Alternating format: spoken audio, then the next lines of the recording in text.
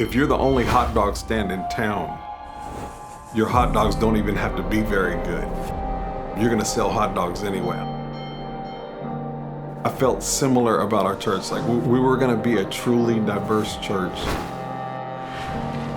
And because of that, people would be thirsty for it and would come. Jesus disadvantaged himself so that he could advantage others. I'm attempting to have our church community live that out.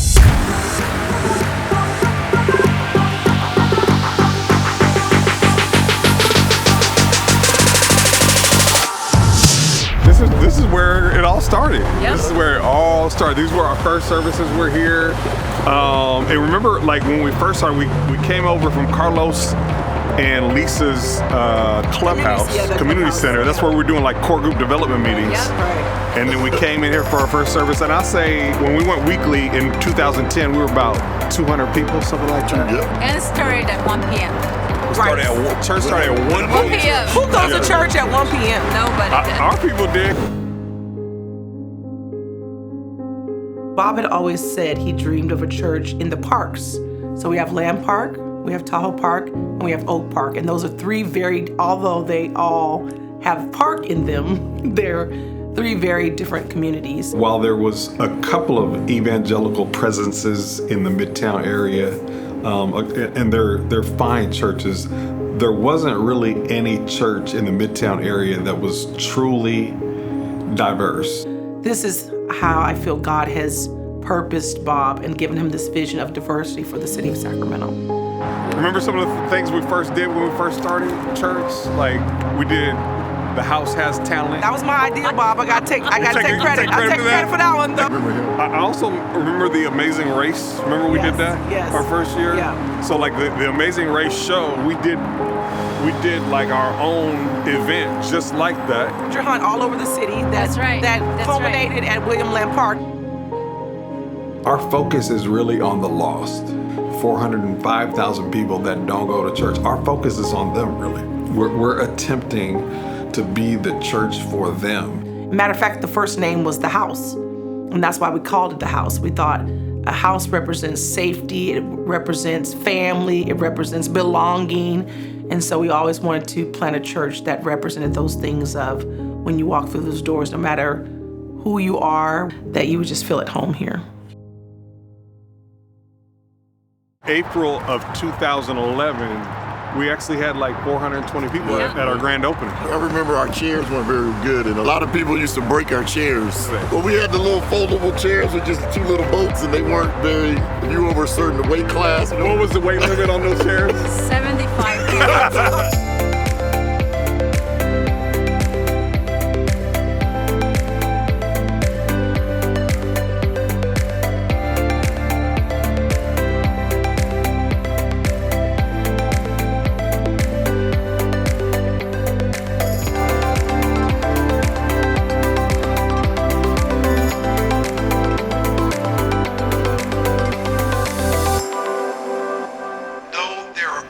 Ministries that are needed. The local church is still the frontline vehicle that God uses, the core, the center of what it means to be a representative of the kingdom of God.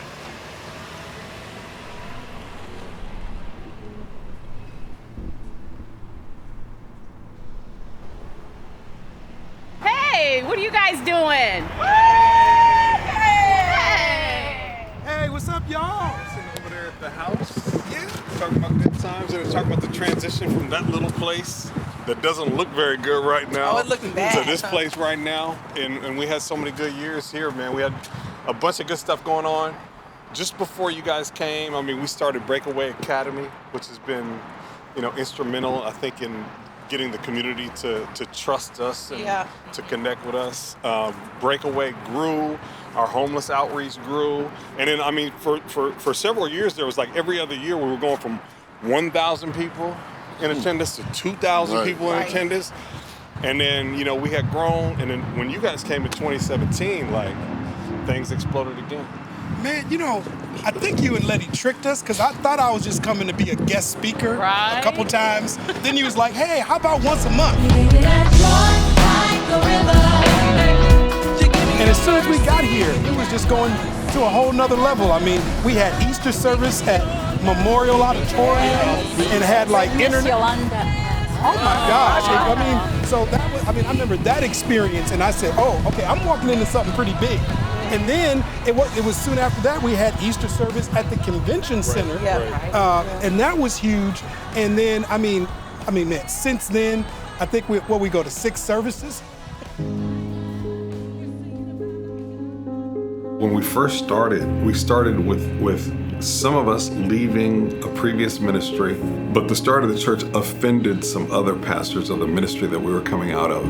And I saw the way that created so much animosity from them. I first started leading worship here, and my son, my middle son, or my second oldest son, was playing football for USC, and we get this call that no parent ever wants to get.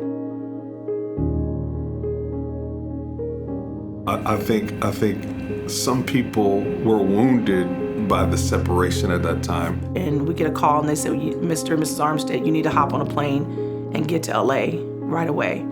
And when we get there, we discover that our 22-year-old son has had a heart attack. So eventually we re-merged with that ministry. And I think that was of God too. And I said, Lord, I don't want to doubt you. You have been good. You have been faithful. You've brought me through so many different things. And I know somehow, some kind of way, you're going to work in this. And there was a point where we thought my son might not make it.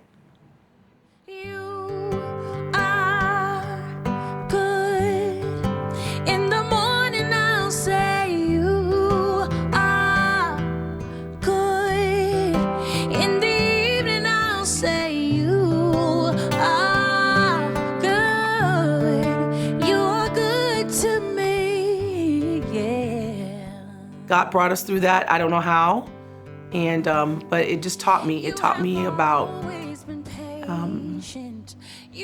trusting in God's faithfulness and that He's in control and He knows what He's doing. And so to go through that when you're first church planting and your first new worship pastor, we've seen so many challenges come up, and we've gone over some bumps, and we've just seen God smooth out the ride for us and continue to use our ministry as a tool in our city. I've seen what you can do.